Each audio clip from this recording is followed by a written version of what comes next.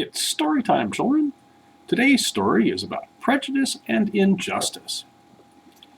Little Margie was playing in the schoolyard, and several of the other children didn't like Margie because her family didn't attend the same church. One of the children taunted Margie, and Margie argued with her.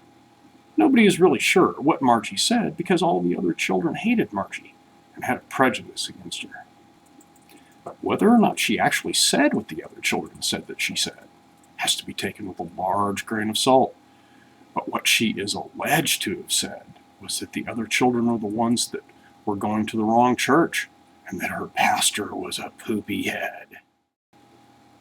The next day, the principal of the school, who wasn't there when the argument happened, filed a complaint with law enforcement, and little Margie was arrested.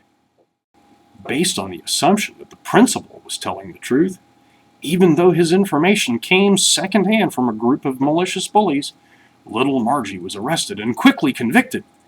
She was sentenced to be killed for something trivial that she may or may not have actually really said. Nobody at the local church spoke up and pointed out the injustice. Nobody questioned whether or not she'd been convicted on valid evidence or whether the charge itself warranted such draconian punishment even if it were true. The pastor at the church expressed his delight at her death sentence, even though he had no way of knowing whether or not the accusation were true, and with complete disregard for the trivial nature of the accusation, even if it was true. Some people from outside the community objected, saying that the behavior was barbaric. They began treating members of that church in their own community with similar prejudices, saying that they were less entitled to fairness because they were unfair. The people in little Margie's community ignored this, claiming that they were the objects of prejudice themselves, and that the criticism they received was an insult and politically motivated propaganda. Does this sound too silly and insane to be real? Currently, the Muslim community in the U.S. is falling under criticism based upon the generalization that all Muslims are prejudiced, and that they are either actively terrorists or passively condone the actions of terrorists. Obviously, such a generalization is far too broad to be taken seriously. Bibi, a Pakistani Christian, has been accused by a group of bigots who just happen to be Pakistani Muslims of making a similar statement in scope to the one which little Margie was accused of making. The Muslim community hasn't spoken against this because so long as the bigots are on their side of the fence, they are willing to overlook the injustice and insanity. Yet they are willing to point out the unjust characterization of themselves as all being prejudiced and all supporting violence.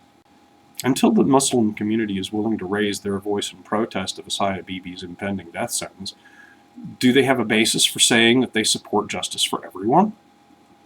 Where is the Muslim YouTube community voice? Where are the videos protesting this injustice? Is it only injustice when a Muslim is the object of prejudice? Why are you silent? Do you expect people to argue against prejudice aimed at Muslims if Muslims are unwilling to speak against bigotry when the bigots just happen to be Muslims? If you are willing to silently tolerate the death of Bibi in the name of bigotry and injustice, who will take your voice seriously when Islam is the target of prejudice itself? Bigotry and prejudice, violence and murder are unacceptable regardless of who is doing it. I know that the Muslim community knows this. I know that the Muslim community doesn't advocate violence or injustice when Muslims are the ones being unjust. My question is this: will you hold your head up and be counted among those who find this unjust? I know that the Muslim community is full of peaceful people who want to be understood and appreciated for their belief in justice, for their love of peace, and for their compassion. Are you willing to demonstrate that love of peace and justice regardless of which belief is involved? I challenge the Muslim community to stand up and show the world that in spite of being the target of prejudice, they are willing to condemn prejudice when a Muslim does it. I challenge the YouTube Muslim community to raise their voice for justice, whoever needs that voice, and whether or not they happen to also be Muslims. If you can't do that in good conscience, then maybe you should be questioning whether or not somebody should stand up against prejudice, when Muslims are the target.